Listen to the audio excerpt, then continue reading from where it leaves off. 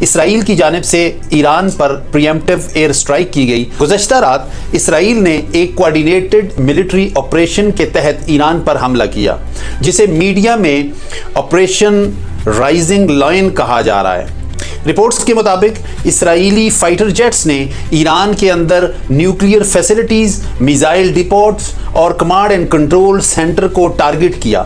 ایرانی میڈیا نے تصدیق کی ہے کہ اسلامک ریولوشنری گارڈ کارپس کے 2 سینئر کمانڈر جنرل حسین سلامی اور جنرل محمد باقری شہید ہو چکے ہیں۔ یہ حملہ صرف ایک ٹیکنیکل سٹرائک نہیں تھا بلکہ ایک اسٹریٹجک ڈیٹرنس میسج بھی تھا۔ اسرائیل نے واضح طور پر کہا ہے کہ یہ اقدام ایران کے نیوکلیئر ایمبیشنز کو روکنے کے لیے تھا۔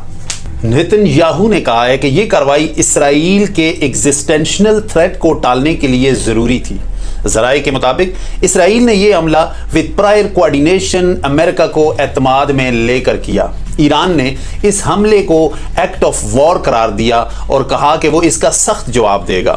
صرف چند گھنٹوں میں ایران نے 100 سے زائد کمبیٹ ڈرونز اسرائیل کی طرف لانچ کیے، جنہیں اسرائیل نے آئرن ڈوم ڈیفنس سسٹم کے ساتھ بڑی حد تک ناکام بنا دیا۔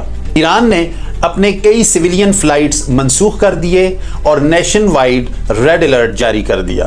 امریکہ نے اس آپریشن سے فاصلہ اختیار کرتے ہوئے کہا کہ وہ اس میں شامل نہیں تھا، مگر سیکیورٹی کو آپریشن برقرار رہے گا۔ سعودی عرب، قطر اور UAE نے دونوں ممالک پر ڈی ایسکیلیشن کی اپیل کی ہے۔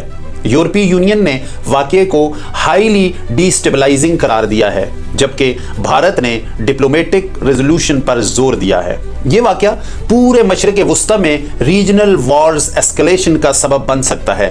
ماہرین کے مطابق اگر ایران کا رد عمل شدید ہوا تو اسرائیل مزید پریمپٹیو میئر لے سکتا ہے۔